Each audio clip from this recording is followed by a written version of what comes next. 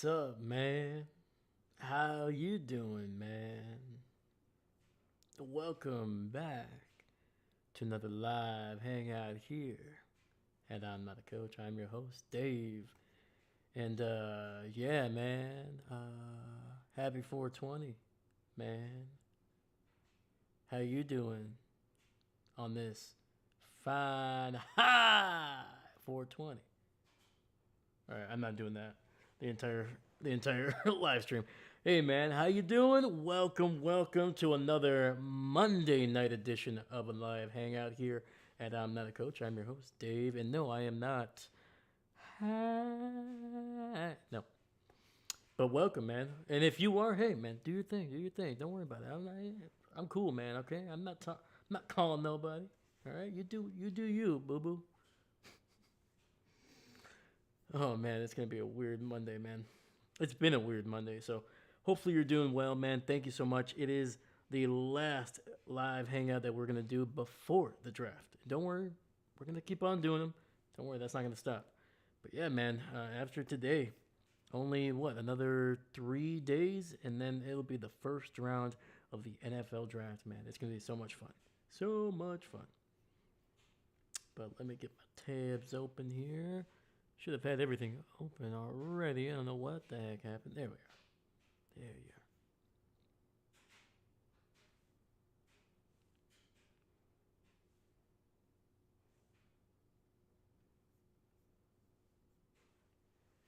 are. Your loco Bengals overpaid. They did. Yes, they did. Giving up the 10th overall pick to acquire Dexter Lawrence from the New York Giants, man. And on top of that, giving him a 1 year, $28 million contract. That is a lot of money. That is a lot of draft capital to give up. Having said that, the Bengals needed to do something. They ended up losing really their only superstar along that defensive line in Hendrickson. Obviously, he went to Baltimore. So the Bengals, they needed to make a splash. And to be fair, Dexter Lawrence, what is he, like 28? But before I forget, your local, welcome, man. How you doing? How you doing? It's good to see you, brother. Hope you're doing well. But yeah, let me see here. Yeah, Dexter Lawrence, 28 years old, doesn't turn 29 until about mid-November of this year. So, still, even for a defensive lineman, those guys tend to slightly age a little bit slower than, your running backs, your even your potential linebackers as well.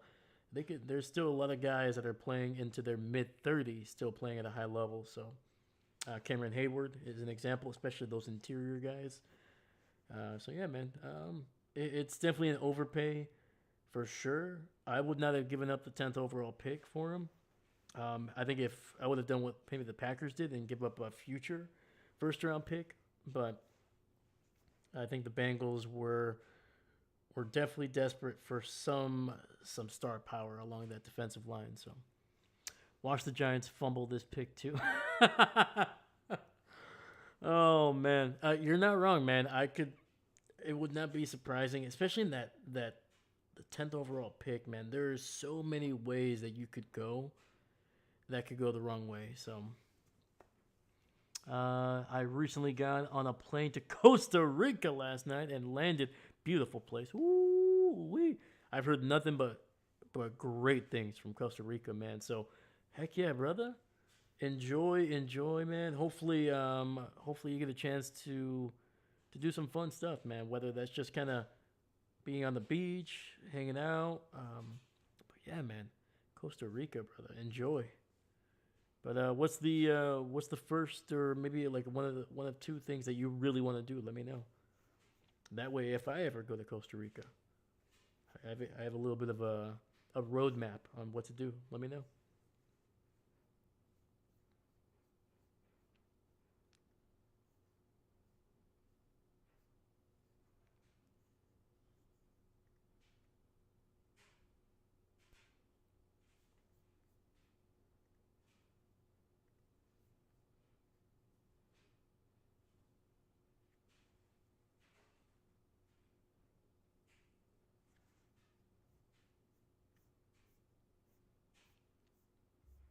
Sorry, I'm just trying to pull up the the news, the NFL news that I'm going to be talking about here. So, one moment.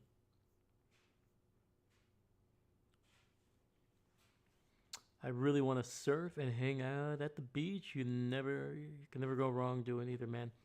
It's very true. I've never surfed, never gotten a chance to surf.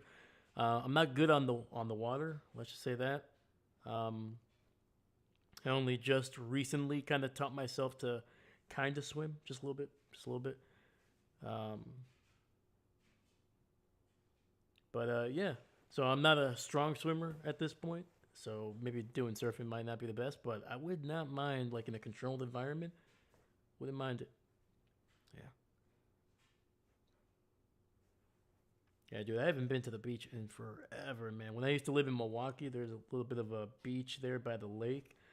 I used to do that a couple times, man, when I was living over there. It was nice, but where I'm at, there isn't much of there aren't many beaches, at least any good ones. So, but eventually, eventually, I got to go to the beach. Hopefully this summer.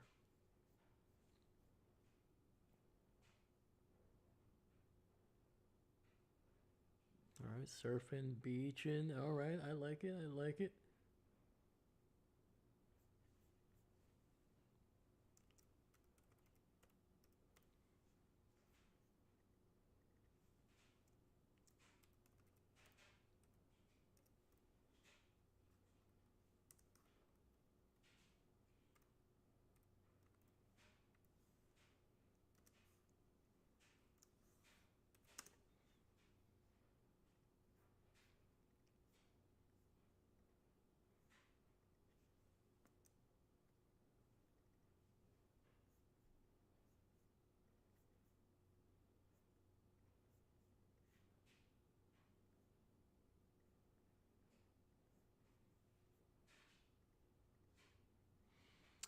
Worth the economy ticket, but it's such a cramped spot on the plane. Help! No, no.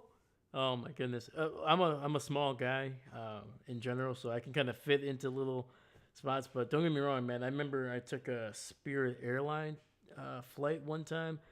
I actually no, I so I was taking a bus to Maryland.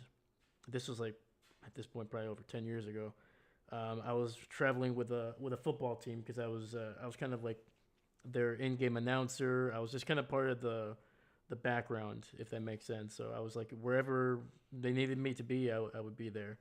Um, but we took a bus down to Maryland from Wisconsin to Maryland, so that was I think it was like a 14-hour drive. But to get back in time for me to be able to actually go to class the next day, I had to take a Spirit airline. Anyway, took a Spirit Airlines flight, cheap as dirt, and even for me, the space. Oh my god, dude! I was like, all right. I was like, come on, man. Like you can't fit a regular human being, let alone my small frame. I was like, come on. Whoop. Well, there goes the control. But yeah, David. Yo yo yo, Mr. Stegosaurus, what's going on, brother? Welcome, welcome, welcome. But yeah, man, Spirit Airlines, it it's cheap and it may get you there, but it'll take something from you.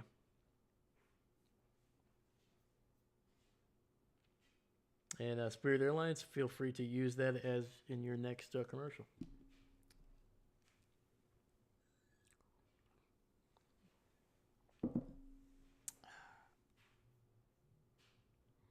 David, what's going on, man? What's going on? How was your weekend? Also, you're local. I forgot to ask. How's your weekend, my man? Sorry about that. Yeah, tell me all the weekends, man. I did nothing this weekend. I was at home watching film and then working. So very boring for me, but except for the watching film stuff, that was really fun. That was really fun. David just got back from walking the dog. Spirit Airlines, not even once. I did it once, man. That's what happens when you're a college student. Don't have enough money to actually buy a legitimate ticket, and you're just like, you know what? If I die, there isn't a whole lot of college debt that I've accumulated at this point. So, you know, At least I don't have to pay for it.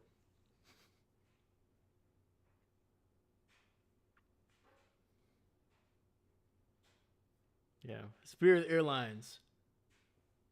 What do you want? That's the freaking tag, basically. You're local. I just figured out. It looks like AJ Brown could be going to the New England Patriots. No, that better not happen. Ooh-wee. Holy cow, man!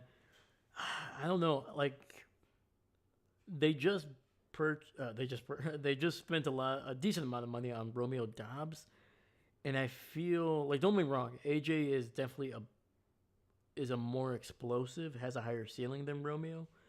Um, but I don't know, man. That would be really. I think if AJ at this point does get traded, it will either be the day of the draft, or I should say during the draft at some point, or after. Because I don't know if anybody is going to want to give up a day one or day for sure not a day one, but a day two pick in this draft. Maybe somebody's willing to give up a fifth or a fourth, but I wouldn't. Not that I don't think he could be a good receiver. I just don't like the sidelines stuff like that. It's just like as soon as he doesn't start getting passes, man, it gets wild. Also, the Mets have lost 11 games in a row. Damn! Woo! My gosh. That's not good. I apologize to all the Mets fans for what I'm about to say, but yeah, it's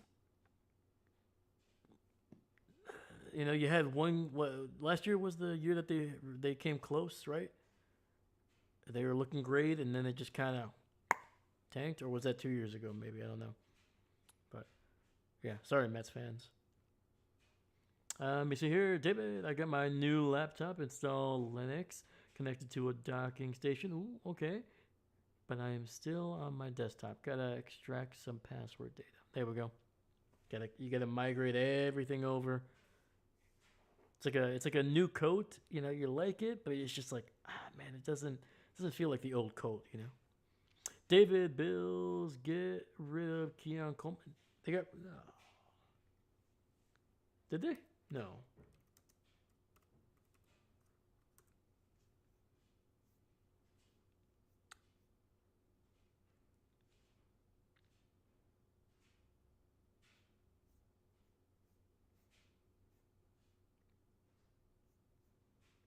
I'm not seeing anything official.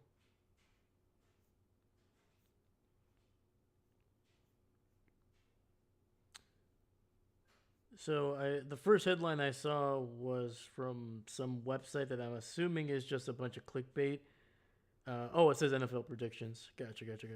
Never mind. But yeah, no. As of a couple hours ago, Joe Brady says I have no doubt in Keon Coleman, so he's still on the team. You know what they say about the Mets? They lost to the KC Royals in the World Series back in 2015. Ooh. Mickey, what? Joe Brady said he wasn't going to let him fail. There we go. There we go. Yeah. I haven't. Yeah, there's no trade. As bad as it was for Keon Coleman last year, I don't think it was bad enough for them to give up on a pick that early. Don't get me wrong. If he has another season like he did last year, this year in 2026, or the off the field stuff gets distracting again, yeah, I could see them moving on from him. But I mean, he was basically a first round pick. He was the 33rd overall pick back in 2024. So I don't think they're gonna give up on the investment just yet. I hope my Bills don't. He helped us in the Denver game.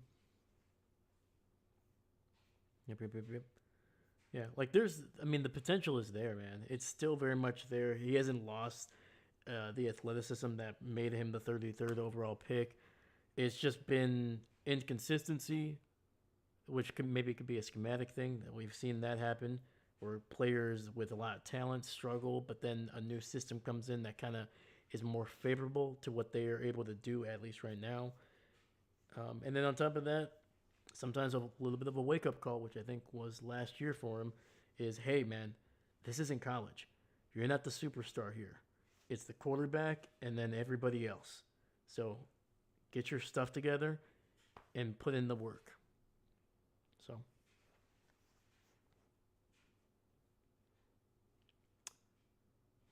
Pagula, I still am furious with you.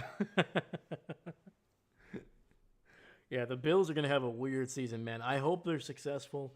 Like, again, if the Packers don't win, I'm always for a team winning their first Super Bowl. It's always awesome. It's a great storyline. It's like a great thank you, something for the fans that have supported their team for as long as possible. Are some fans obnoxious? Yes. But Bills Mafia has done some pretty great stuff over the last, 15 to 20 years, in my opinion. I think it's a franchise that has earned the right to be a little happy, even if it's just for one season.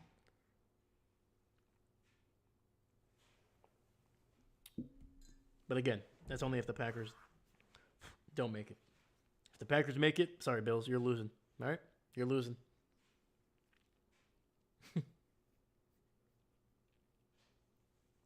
Yeah. But you're local. Did I ask you this last time? What are you looking forward to the most um, in the draft, man? What player, or what position are you hoping that the Bills hit?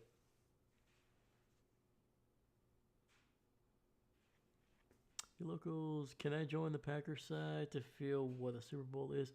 Absolutely, man. Heck yeah, dude. Absolutely.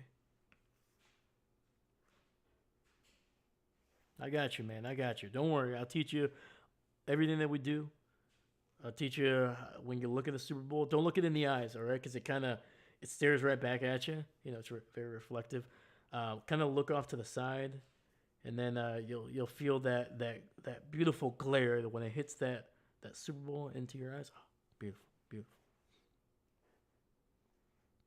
Did I ever? I don't think I ever posted the picture when I took a picture with the Super Bowl. I wasn't holding it; it was still in the case. Unfortunately, it was not that. I was not that cool, to be able to hold on to a Super Bowl trophy, but got close to one a couple times.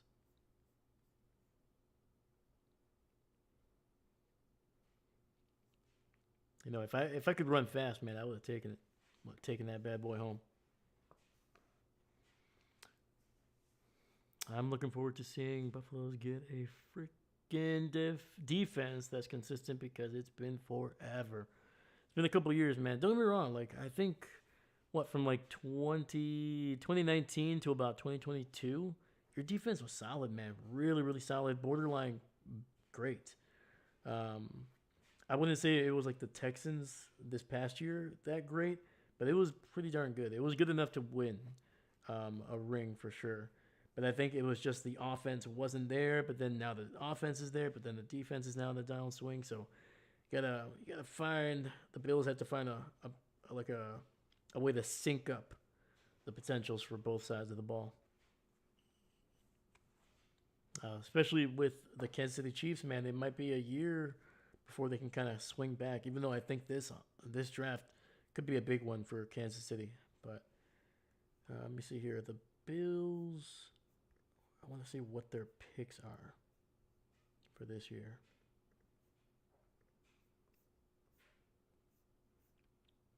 All right, so they got the 26th, the 60th, and all right, so you got 3 picks in the first 91, so not bad.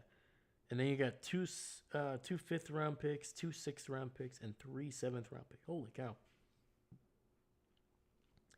Yeah, so the Bills have a total of 8 picks day 3. That is a lot of picks, and yes, it's only day 3, 4th through the 7th, but you can still find some big key contributors right there.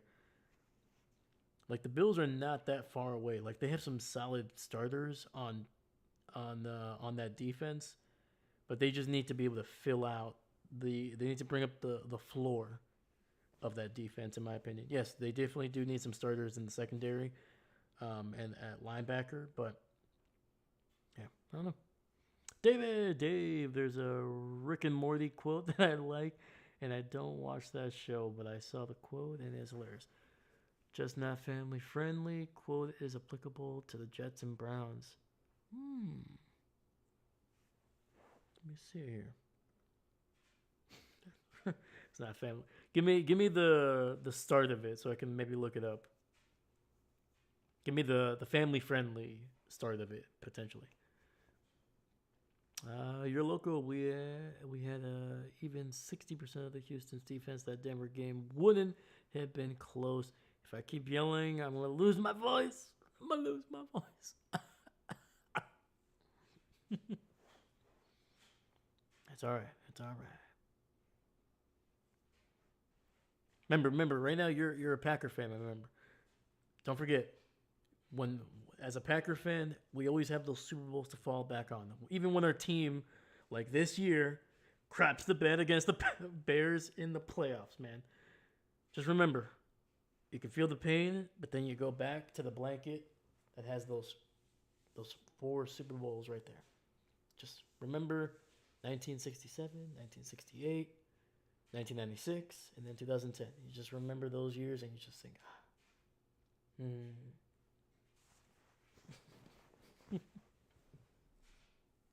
Actually, I think I got that wrong. 66, 67, 96, 2010. I think I said 68.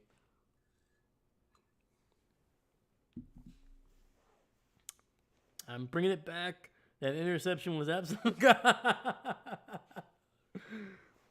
Well, you accepted that thing as long, a lot longer than I think most fans did. Get your letter. It's how it's. Okay.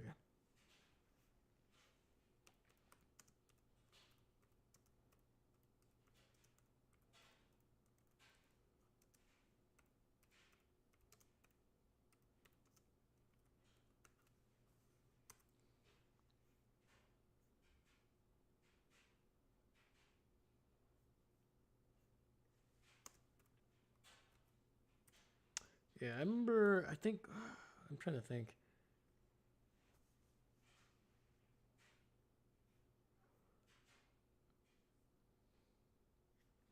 All right, so here's the quote. Well, then get your stuff together, get it all together, put it in the backpack, all your stuff, so it's together. And if you gotta take it somewhere, take it somewhere. Take it to the stuff store, sell it, or put it in the stuff museum. I don't care what you do, just gotta get it together. Beautiful, beautiful. I mean, wasn't that in the Bible? I mean, it's sorry, that's terrible. Sorry, couldn't help myself. That's a good quote. Season 2, episode 7. Okay, Big Trouble in Little Sanchez. All right, well, nice. Like, how did Cooks not get beat down by contact? Excuse me.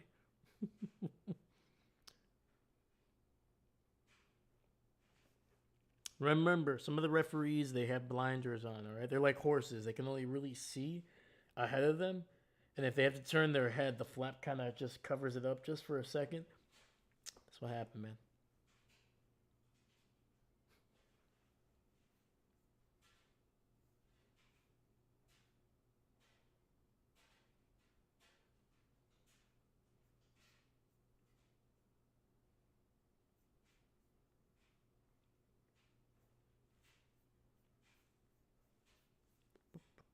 Banana, banana.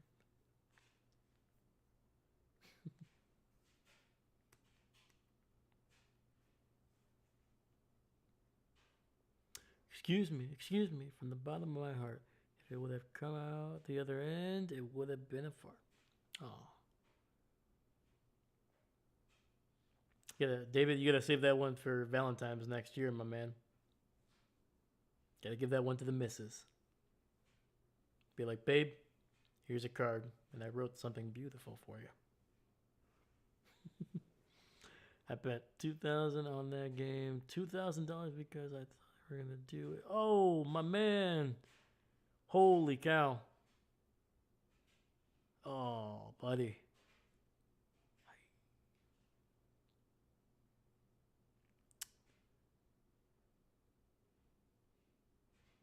That's a lot. It's quite a bit. It's quite a bit.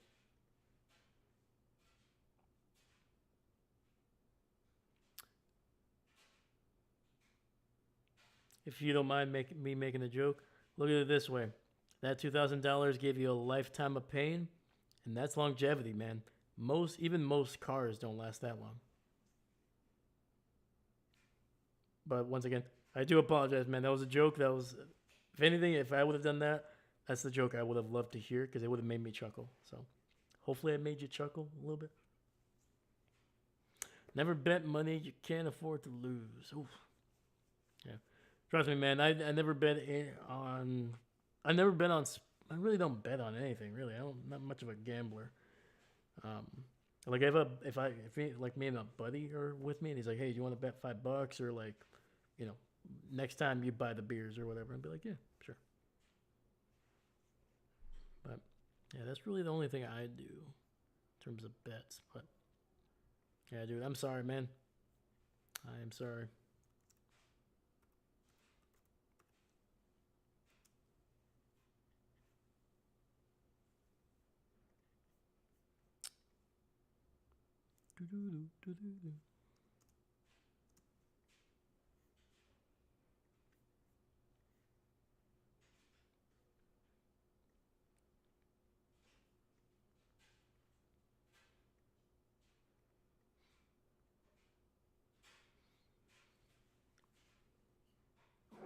Oh my goodness. Sorry.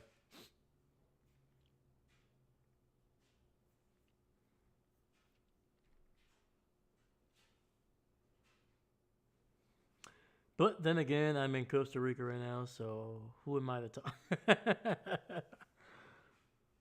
You know. I mean, if you would have hit, it would have been great, but yeah, man. Just remember, man. You live and you learn. Thank you, David. Thank you.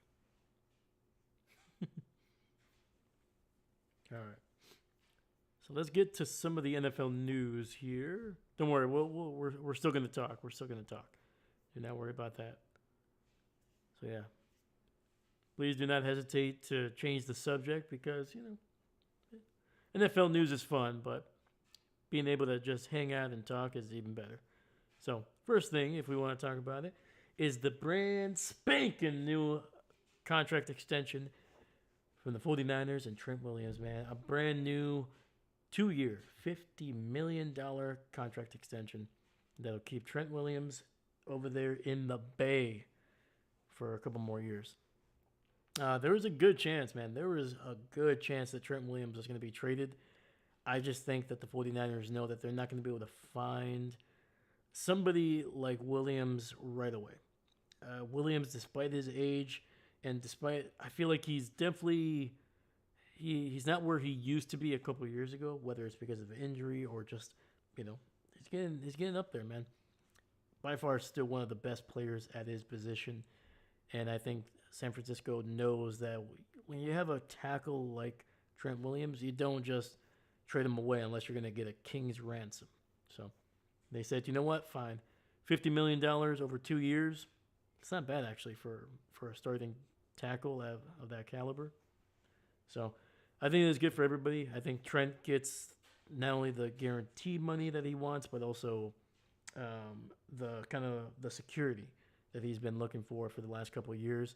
And then the 49ers get a top three, borderline top two tackle in the NFL. So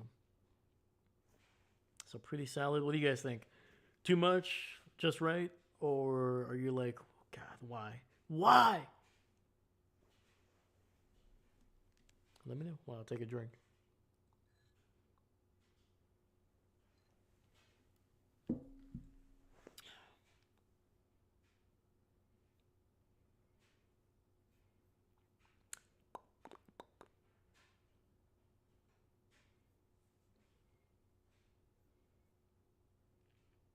Yeah, and I think this also allows the the 49ers not to necessarily worry about the tackle position, at least in this draft. They can kind of focus more on the interior of their line, which I think the biggest need. They definitely need some guards. Um, Receiver is also a position of need, even though they're pretty solid with their top two ish there. They have some depth, but they definitely need to infuse some youth into that offensive weapons that they have there. They're obviously going to be without George Kittle for probably the start of the year after that nasty ankle injury late in the season, and then their defense getting up there with age. Need to kind of probably they dealt with some injuries there, especially at linebacker for a while. They definitely need to infuse some of that with some more depth, and they don't have a ton of picks. I think they're coming in this year with just about 4, maybe 5 picks in the draft. So seems relatively fair to me. I mean, they should probably work on that power subtraction issue. But hey, that is something. True. Power substation.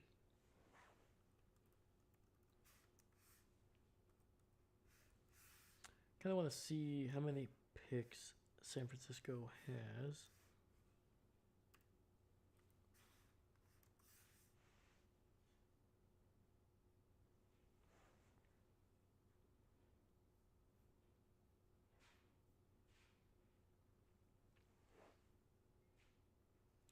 Come on. But yeah, no. Yeah, wasn't that like the substation? Wasn't that like a theory of why they have so many darn injuries? Oh, maybe I was wrong. Maybe I was very wrong. Holy cow.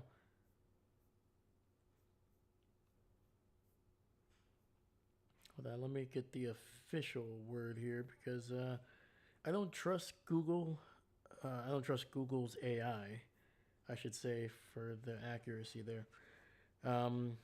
Okay, so they have a first and a second, pick 27 and 58. They gave up a third for defensive lineman Osa Odingwazua. Completely butchered that name. Sorry about that. They sent that to the Cowboys for him. And now they don't have a pick in the 7th, the 6th, or the 5th, but they do have 4 picks in the 4th round. So a total of 6 picks overall, first in the 2nd, and then 4 in the 4th. Jesus. And then of those, 3 of those picks are compensatory picks: 133, 138, and 139. So, wow, they got 3 picks in a span of about, let me see here. In 7 picks, they have 3 of those in the 4th. Man, holy cow. So they can do some damage with those picks. As much as I like Purdy, Kittle, and McCaffrey, it's fun to see the 49ers. Jesus. Oh, man, that was a hard left hook right there, man. Oh. Yes, the injuries are being blamed on the substation, which is like saying there's a building a nest in the shrub outside my door. That's why I have dog poop on my shoe. I mean, it makes sense. Both of those make sense. That's not... Neither of those sounds like an excuse.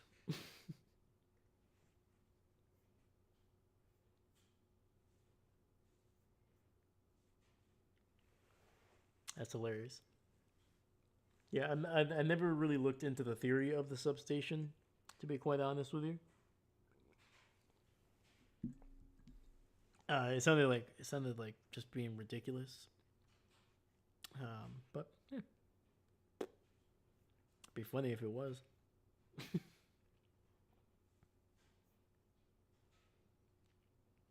But yeah, so okay, so the 49ers have some decent picks, but once they get past the first 2 rounds, they're not picking again until the 4th, and then that'll be it for them. Something tells me that they might.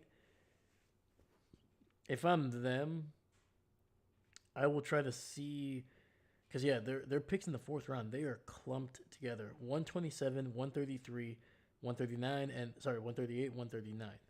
So yeah, they're picking four in the next in the basically like 13 picks there. They're picking four of them. If I'm them, I trade back, and if you can turn one of those fours into a fifth and a sixth or whatever, basically turn it into two, maybe three picks, I would do that because this team needs depth, offensively and especially defensively. Especially if they're going to continue to be hurt as they were the last couple of years. They definitely need to maximize those picks. So if they can turn six picks into about eight or nine, that'd be a big win.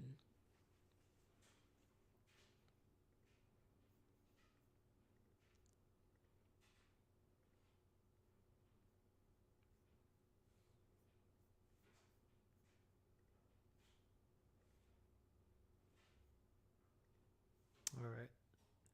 Next bit of news here. Oh, finally, the laundry's done. Jeez. Sorry, I don't know if you guys could hear that, but I was drying some laundry. It was kind of driving me crazy. I was like, oh man, I can hear it. Can they hear it? So yeah. Fortunately, Mondays are laundry days. Literally, Monday's like the only day that I don't work outside of doing this here, which is this is barely work. This is fun. But changing the subject to something that's actually football, the Cowboys and the arguably one of the best kickers. No, sorry, not arguably one of the best. Arguably the best kicker in the NFL. He had a little bit of a down year, but Brandon Aubrey has agreed to a 4-year contract extension with the Dallas Cowboys that make him the highest paid kicker in the NFL and is also the first kicker in NFL history to average at least $7 million per year. That is a 4-year, $28 million contract. That is $20 million is guaranteed, and he gets $8.25 million at signing as a signing bonus, I should say. Did not hear it. Perfect. Sweet. All right. Thank goodness. But yeah, man. So a big payday for Brandon Aubrey, who is, I mean, he's been waiting for this one for a long time. I feel like the last 2 years have been a kind of a battle for Brandon Aubrey and his agent to try to get paid. And so yeah, so 4 years, 28 million, 20 million guaranteed, and gets a little over 8 million in the signing bonus. So pretty nice.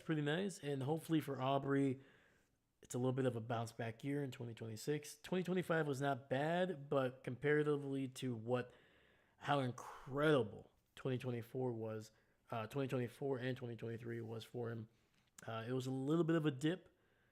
There was definitely more misses, more doinks than we're used to seeing from Aubrey, and we'll see if he can get back to where he was the previous two seasons. But he was still pretty good from 50. I think he was 11 of 17, which is pretty dang good, especially from a lot of those. I don't want to say a lot, but at least I think two or three of those were from like 59 plus. So happy for Aubrey. I think he's done a really good job with the Cowboys.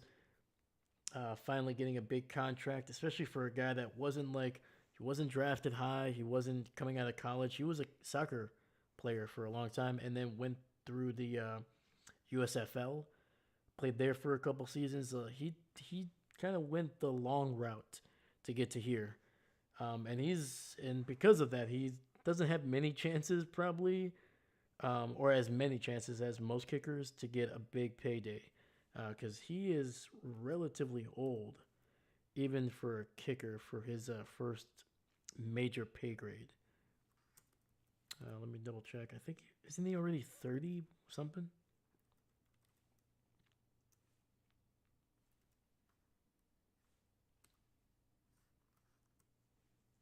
Yeah, he is 31 years old as of last month. So yeah, I mean, granted, it's a kicker. Those guys tend to be pretty solid into their 30s and even maybe into their 40s. But yeah, this might be only one of two great chances to get a big payday. So, congratulations. Way to go.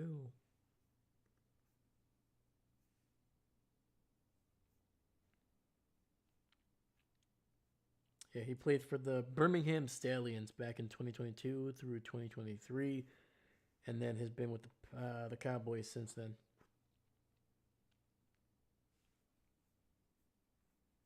So, big news for the kickers out there, man. And Brendan Aubrey resetting the market.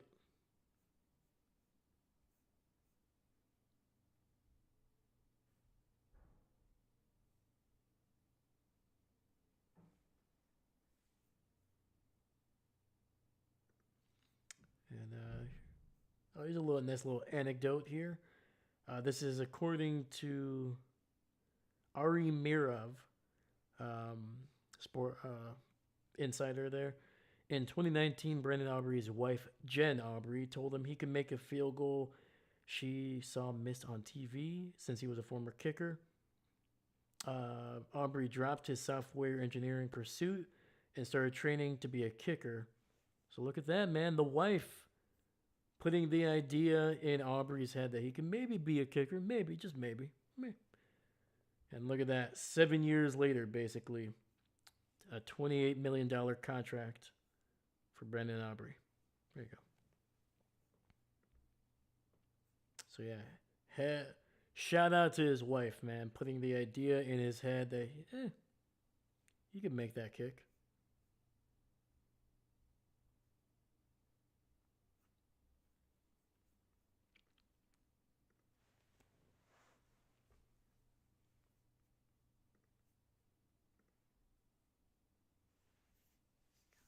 All right, let me see here.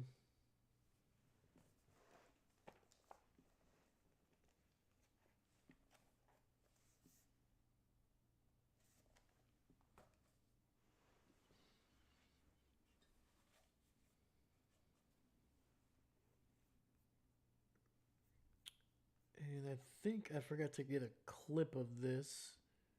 So I'm going to do that now here.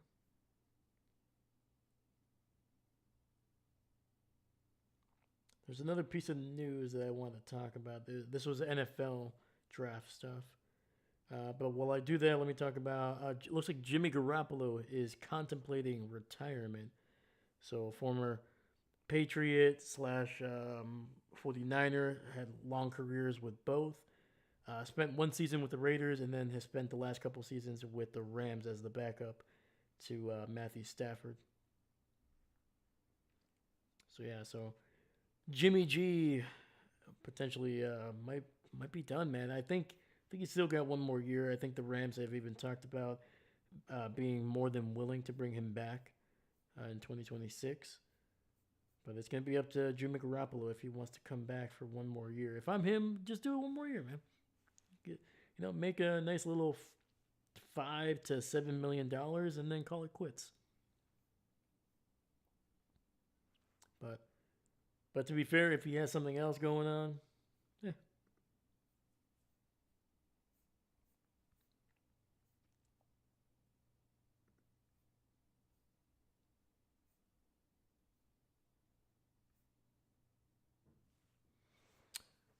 I kind of hope Aubrey doesn't do well, mostly because I don't want the Cowboys to do well. So if he can succeed and Cowboys fail, that's cool.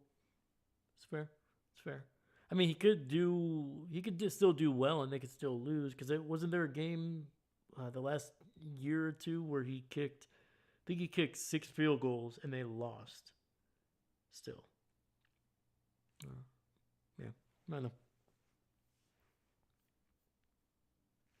Garoppolo didn't start as many games as I thought he did for 12 years, but I remember he didn't give a starting job for too long. No, no, no. With the Patriots, he was never. The only time he ever started with the Patriots was when Tom was suspended for Deflategate, and then when he got traded to San Francisco, the biggest issue with him was always he was always hurt. Um, I think he had one. He played 6 years in San Francisco. I think there was 2 seasons where he played more than I think like 12 or 15 games or something like that. But all the other ones, he had a knee injury, an ankle injury, a back injury, maybe like a shoulder injury too. Like it was a lot of injuries for Jimmy G in his time with San Francisco. I'm telling you, man, it's that substation.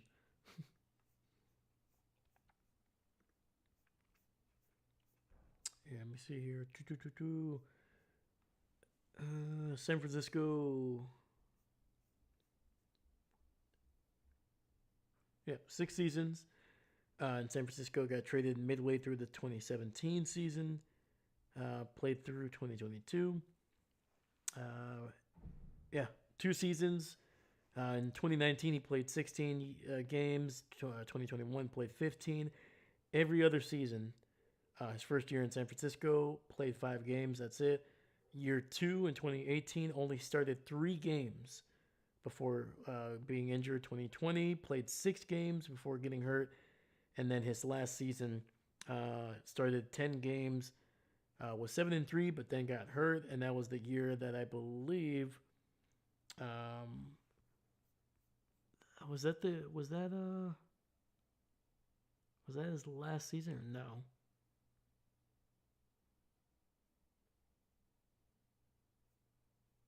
Trying to think here.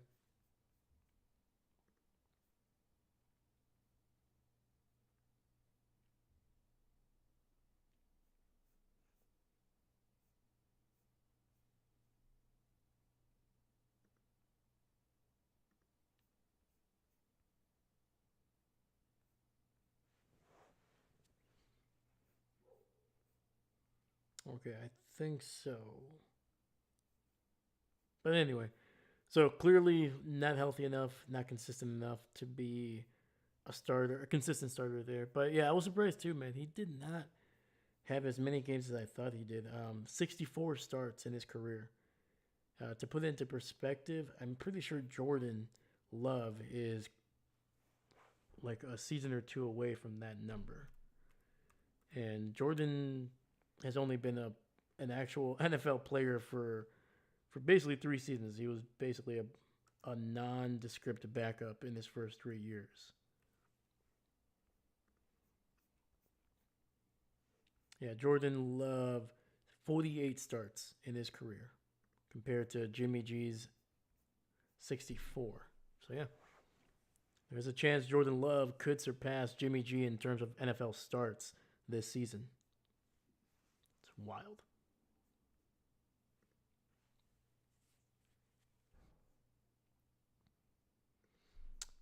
But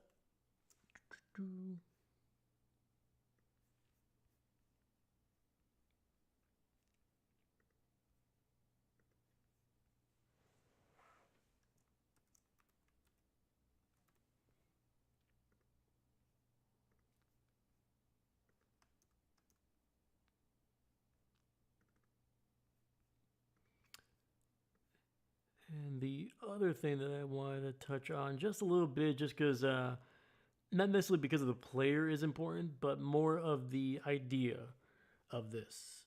This tends to happen, seems like once a year, maybe twice a year, unfortunately. But NFL prospect Zachariah Branch arrested in Georgia. So thankfully, it doesn't seem like there's anything super violent, or it doesn't seem like there's anything violent or anything like that. Like it's not going to be something where he is probably going to be, you know, going to jail for a long time or at all. Really, it was more of an obstruction uh, of. Let me see here. Just want to make sure I get this right. So it's 2 misdemeanor charges. Branch faces misdemeanor charges of obstructing public sidewalk slash street, prowling, and obstructing a law enforcement officer. This happened at 3:44 in the morning. Sorry, no, this happened at 1:26 in the morning. He was released at 3:44 on a $39 bond. Why does it seem like Georgia has more than average share of those stories? That's very true. Very, very true. It's usually players out of the SEC more times than not, unfortunately. Um, so yeah, apparently the story is this is account according to the Athens Clark County Police. They released a statement to the Associated Press saying that the police were summoned at a 12:20 a.m. because a large crowd had gathered outside the Athens bar. The crowd was blocking the entrance. The individuals were attempting to enter the establishment despite it not being open for entry at the time. According to the local media, Branch was in attendance for Georgia's spring game Saturday. So yeah, so it seems like it was just a bunch of either drunk people or just a bunch of dummies just trying to get into a bar that they were not allowed to be in or that wasn't open according uh, at the time. So just a dumb thing, man. Like you gotta surround yourself with people that are gonna look out for you. Like your friends. Granted, he might have been by himself.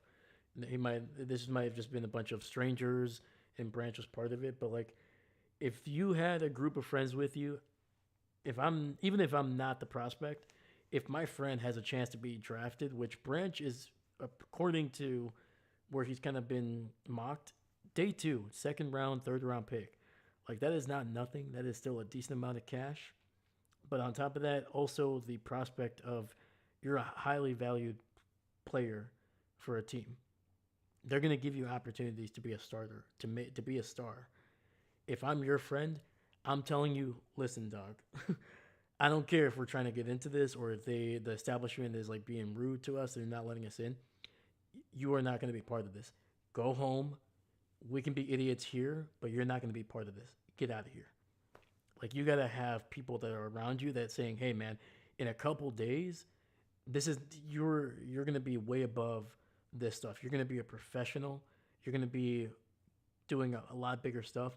Do not put yourself in a position to lose that, or most case, what most likely is going to be is to reduce that. Like this is going to affect some of the stock, man. There's clearly going to be there's going to be some teams that cross them off altogether.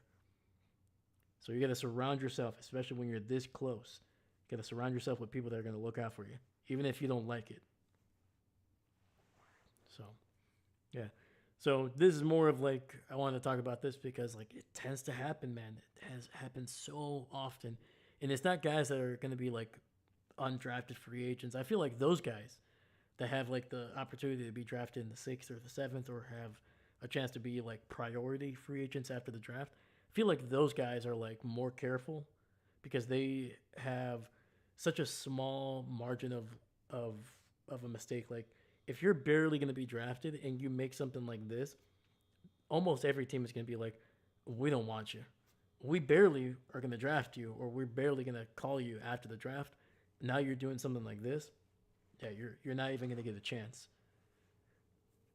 So like guys that are in the first or second or third round, I feel like their mentality maybe it's a type of like, oh, I'm good, I'm safe, blah blah blah. But it happens so often, happens so dang often, and it's yeah, man. I don't know.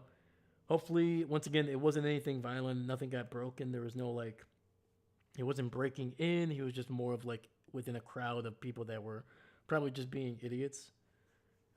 So hopefully that doesn't. Hopefully he learns from this and can get better. But I'm just happy it's not anything serious. Um, but it's definitely more of like, what are you doing, dog? You're about to be drafted in a couple days, within a week.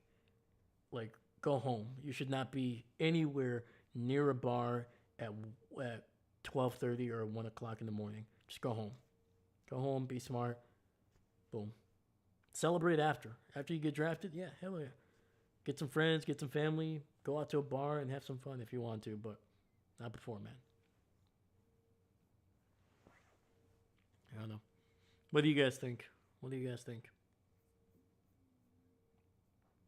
Like, if you had an opportunity to be either Zachariah Branch, or if you were a friend of a guy like this, like, would you would you be allowing him to be anywhere near a bar in a crowd that late?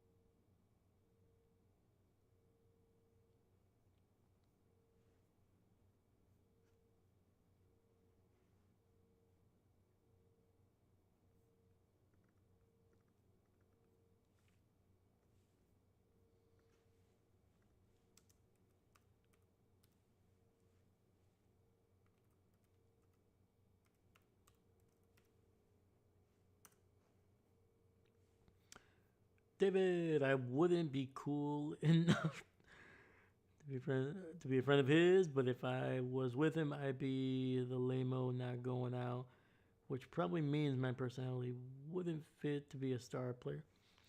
I mean, I'll say this: I feel like most athletes that are like to that level, there's obviously a cockiness. There's obviously I don't want to say an overconfidence. I feel like sometimes you do have to be overconfident because it kind of tricks your brain into thinking like after you messed up or after you got beat, you just move on.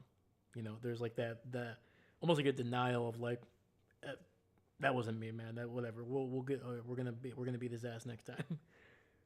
Having said that, I think it's understated how often certain athletes that maybe didn't come out as like big prospects, how even keel they can be in terms of their mentality. Um, I think you're thrust into like especially if a team is like in a very popular area, I feel like they almost thrust you into the spotlight even if that individual may not want it or naturally gravitate towards being like the center of attention. I think it's just more of the way that there's a necessity for the team or the organization to kind of make you a personality even if you don't want to be. So I don't know, David. Hey man, you're a star here, man. So don't worry about it. You may not be a star NFL player, but you are a star on this channel, my man.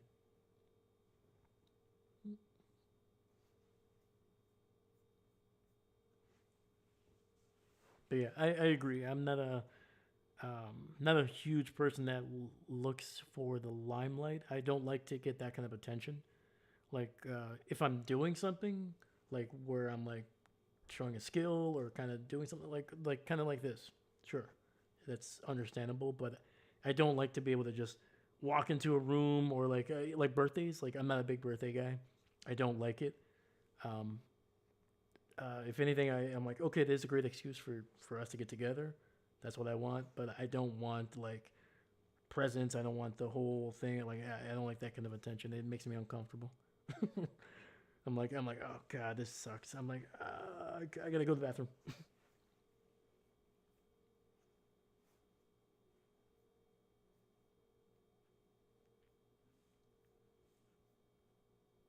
So yeah, right there with you, David.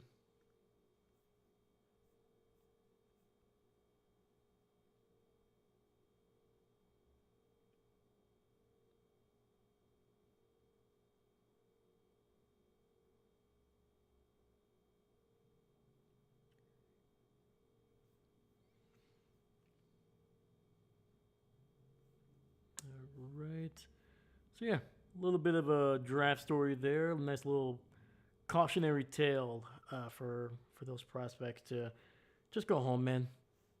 You know, if you're almost like guaranteed draft pick or a high valued UDFA after the draft, just go home. Just go home. Get yourself a 12 pack of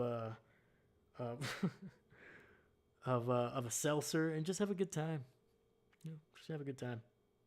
But that's my personality. I'm a homebody in general. If you couldn't tell.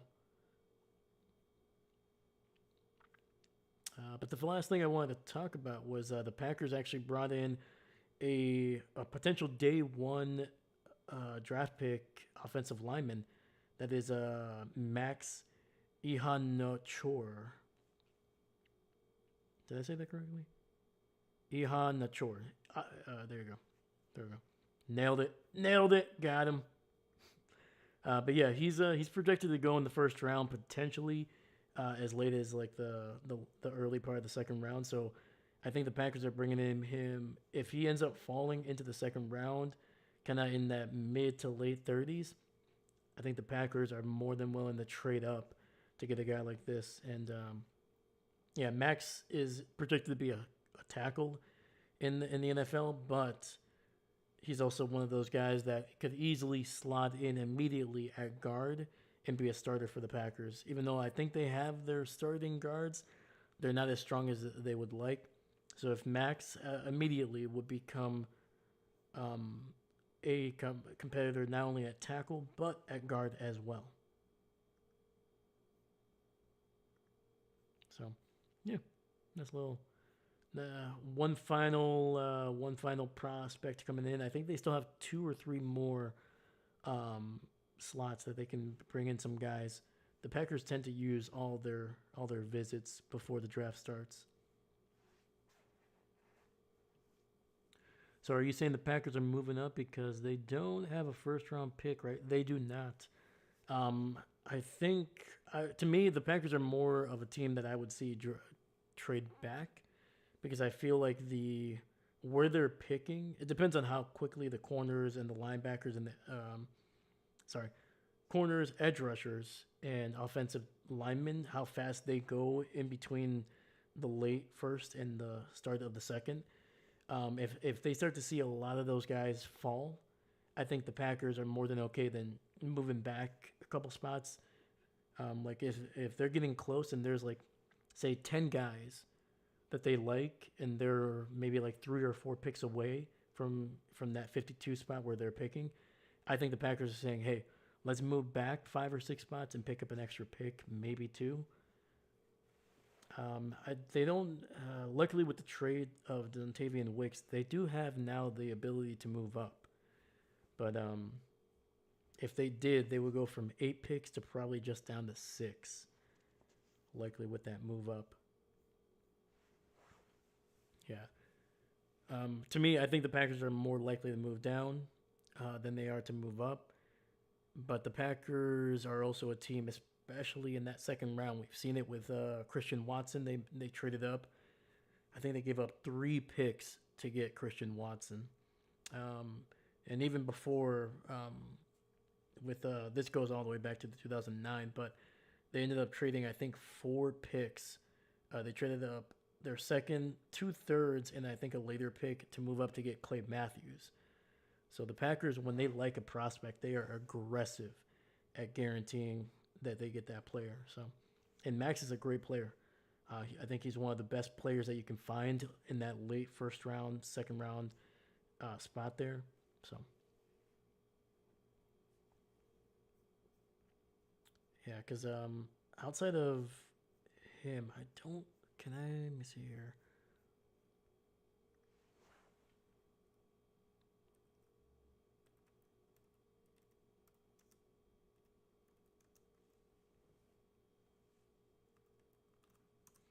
Trying to think of the tackles that are going to be available in day two. There aren't a ton that are pure tackles. There's a lot of guys that are going to be transitioning to guard in that spot, and the Packers always like the versatility of a guy that can play tackle, but if worse comes to worse, they'll move him to tackle. That's what they always like to do.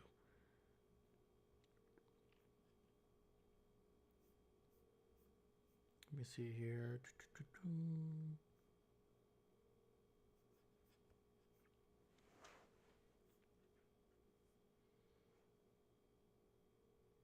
Yeah, like Emmanuel Pregnon is a pure guard. Caleb Lemieux, out of Utah, he's a tackle, 6'6", 320, but sorry, 313, and yeah, they can move him to guard as well if it doesn't work out.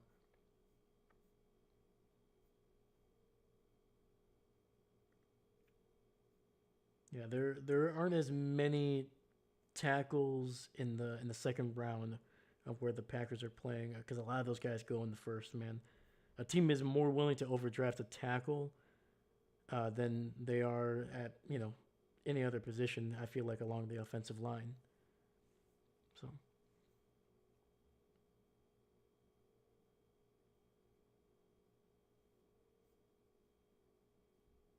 yeah, just from what I'm seeing here, there aren't a ton of guys that are going to be in that 50 range where you would feel comfortable overdrafting them.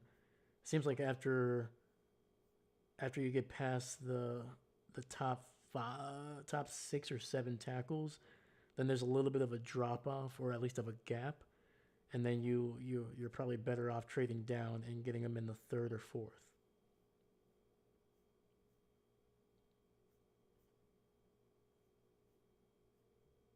But yeah, so yeah, I think that's why they brought him in because I think once he goes off the board, there might be only one more tackle that they're comfortable taking that early in the second. So I think they're just trying to keep their options open. That especially if the pass rushers and the corners don't start dropping, or if they start going early, and Max falls to them or gets a little closer to them, then I think they'll be willing to trade up and be like, hey, let's get a guy that we know is going to be able to start either this year or next year, then just hope that there's going to be an edge rusher that we overdraft. So, but that's kind of my thought of why they brought him in. So.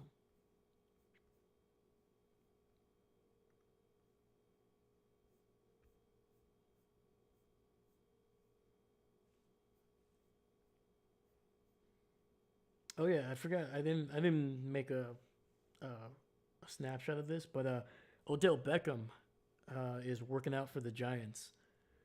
That is something I did not expect to hear at all. I thought OBJ was done, but it doesn't look like the Giants are in a rush to sign OBJ. This might be more of like a if we don't find the guy that we like in the draft, then we can bring him. We can bring OBJ for like a cheap 1 year deal.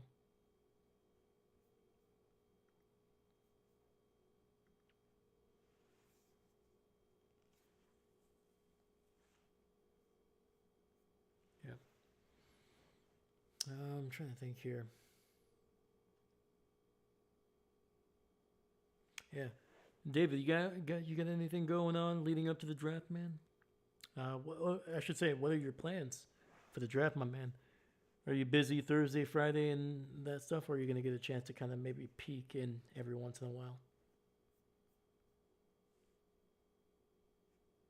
OBJ is a has been. Damn. What is it? The Replacements, one of my favorite football movies of all time. I always liked this line even as a kid. This was when the the crappy prima donna quarterback of the Sentinels. That was like the fictional team. He said this to Keanu Reeves. He's like you're not even a has been, you're a never was. And I was like, ooh, dick. But yeah, OBJ. Yeah, man, I don't know how much left in the tank OBJ has. I'm like, he could probably like if you're trying to make him one of your top three receivers, I don't think that's gonna work. To be honest with you, but if for a guy that can kind of come in short yardage situations, and maybe even in the red zone, I could see that. Get in the. I think you can still make some moves at the beginning of to get some separation. But for a guy to be, I'm looking for OBJ if he was on the team, 10 to 15 snaps, situational football, third downs, and third and short, and then goal line. That's all I could see OBJ doing. Oh yeah, I'm on a never was list, but I know that.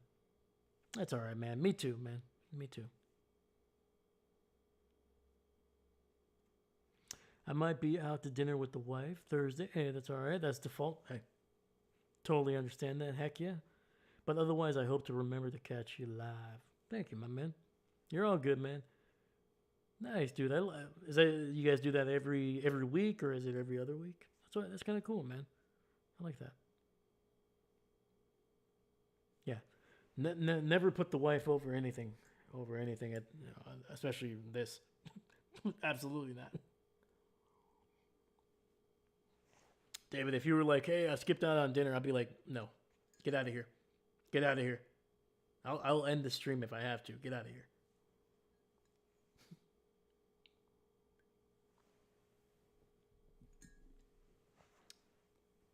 Yeah, speaking of dinner, man, after I end this stream, man, I gotta get some dinner.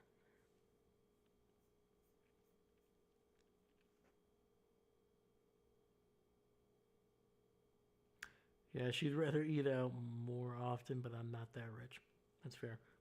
That's fair. Especially with like the dollar menu stuff is no longer like Dude, I went. Did I? I don't know if I talked to you. I went to McDonald's like a month ago for like the first time in like years, man, years. And I was like, "Oh, can I get two McChickens?" In my head, I was like, "Oh, that's like $2, $3, right?" No, the lady hit me back with, "Yeah, that'll be 7.80 something, whatever." Yeah, they're like 3.75, almost $4 for a McChicken. Absolutely wild. I was like, never mind.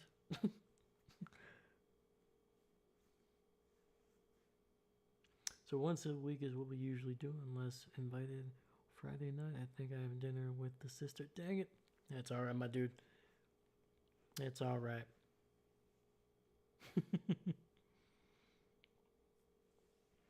Yeah, I mean, like the draft has always been like an awkward. Like if you have like a normal life outside of football, yeah, like Thursday night, Friday night don't really work, and then like Saturday is like in the morning. It's like from 11. I think they started like depending on your time zone, but here in Central Time, I think it's like 11 to basically like 4 is the day 3 of the NFL draft.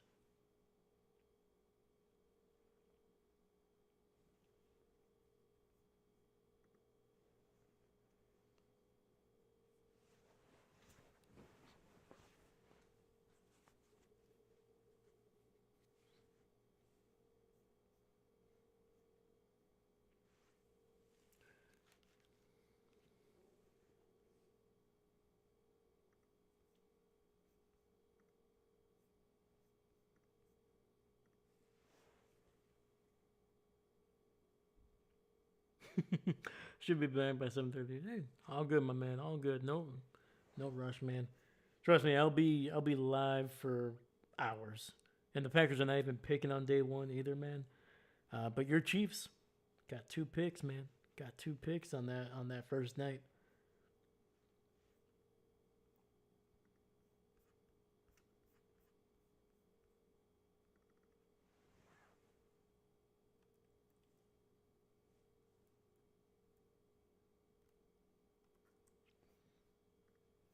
Yeah, how many picks do the Chiefs have? So they got Jesus. So they got 2 in the first, 1 in the second, 1 in the third, 2 in the fourth, 2 in the fifth, and then 1 in the sixth and seventh each. So 2, 4, 6, 8, 10 picks for the Kansas City Chiefs, including 4 in the first 74 picks. It's pretty good. And they got 7 in the top 50. No, sorry, not top 50, top 150. My apologies. 7 picks in the top 150. Yeah, the Chiefs have a great opportunity in this draft to be able to kind of rebuild a lot of, and they don't have too many like holes, man. I think they can do really well, man. Yeah, I'm not too worried about the Chiefs, man. As long as they can find a way to tread water until Mahomes gets back, I think this can be a bounce back year for the Chiefs. And it might be a good thing that Mahomes is not there the first couple games. It's gonna allow some of these other guys to have to step up their game for a little bit. So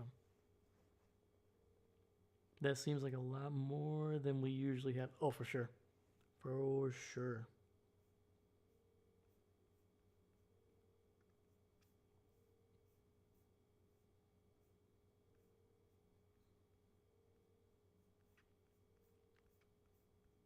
Yeah, because usually I feel like Kansas City has been okay trading away some of their picks because they're usually picking in the bottom of most rounds anyway.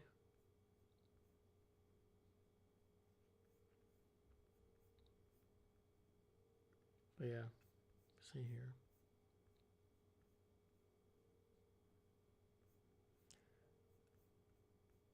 Just looking at your last 4 drafts. So in 2025, 24, and 23, the Chiefs had 7 picks in each of those drafts. And this is so 2026 will be the most you guys have had in a single draft since 2022 when you guys had 1, 2, 3, 4, 5, 6, 7, 8, 9, 10, same amount. So yeah, and that was the draft that you guys picked up: Trent McDuffie, George Karlaftis, Sky Moore, Leo Chanel, Darian Kennard. Holy cow! Half of these are Green Bay Packers at this point. Isaiah Pacheco came out of that draft. Yeah, Kennard, he's with the Packers, right? Yes, he is. And then Sky Moore is also with the Packers. Trent McDuffie was just traded for a first round pick. That's why you have that second one there. All right. And Leo Chanel just recently left too, right? Yeah, he's with the Commanders. Okay. So yeah, this is gonna be a decent draft for Kansas City, man. If you guys can have another draft like you did in 2022, Trent McDuffie, George Karlaftis, Leo Chanel, Isaiah Pacheco, like right there, that is 4 starters.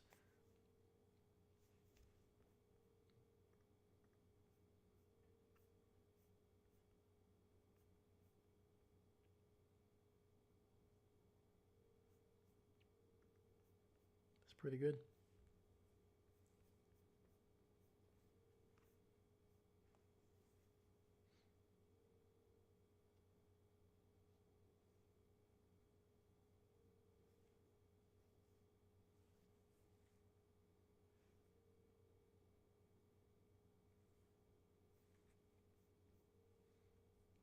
All right, guys. I think we're good. I think I'm gonna end the stream here. I'm gonna be one. I gotta get some dinner, and then I gotta watch at least another hour of some more film that I'm looking at. Some of the top prospects for the Packers there right now. I am down to Keelan Black, the running back out of Indiana. I'm going to watch Jaden Duggar, linebacker out of Louisiana, 6'4", 240. He's basically compared to Quay Walker with just a few limitations, but has a high ceiling. He's going to be probably a day 3 pick for the Packers. And who else am I looking at? I'm looking at Lee Hunter, even though I don't think the Packers did bring him in for a visit. He just doesn't seem like a guy that the Packers would draft. But I think they're hoping if he falls into the 3rd round, or even in the 4th, because he didn't do great in terms of testing. So if he falls to them like in the later rounds, I think the Packers are willing to take a chance on him, but they're not going to draft him high. So yeah, those are the 3 guys that I'm hoping to watch tonight, and then we got some more over the next couple days. But I got to work at 6 a.m. tomorrow, so that's kind of why. But yeah, man, holy cow. Thank you for watching, guys. Thank you for leaving a like, subscribing. We got 3 likes on the video. Thank you so much, man. Shout out to David, man. You're always here, man. Thank you so much. I appreciate you, brother. I'll catch you sometime on during one of those draft days. Have a great dinner with the Mrs. Stegosaurus there. But yeah, man, hopefully the family is doing well. Hopefully you had a great weekend. Shout out to your local. You were popping in here early on, my man. Thank you. Captain Mickey Mouse here as well. And I think that was it, man. Just a solid 3 that we're chatting up. Nice. There we go. And then David, have a good night. Enjoy dinner. Thank you, sir. All right, guys. Once again, my name is Dave, and you know what, man? Have a great 420, man. You know, have a little bit of a bowl. Sorry. Oh, God. But no, have a great one, guys. I'll catch you guys on Thursday for round 1 of the NFL draft. Oh, before I go, let me give you a small preview of what to expect. This took me about 4 hours to create. So, yeah, this is what this is going to look like. Hopefully it's not too much. But yeah, we kind of had to. So yeah, this is what you're going to be seeing on draft night. So, Some things might still move around a little bit. The reason I had to do 2 bars for the scroll is unfortunately OBS has a limit how many characters that you can scroll on a single thing. So I had to kind of do this. So it takes up a little bit more space in terms of the screen, but at least yeah. So yeah, don't worry about the players' names. Those will obviously be updated for what actually gets drafted, but I had to test out the limit. So yeah, this is what you're gonna see on draft night. So hopefully you guys like it, and yeah. So just a little bit of a preview to those that are still hanging out. So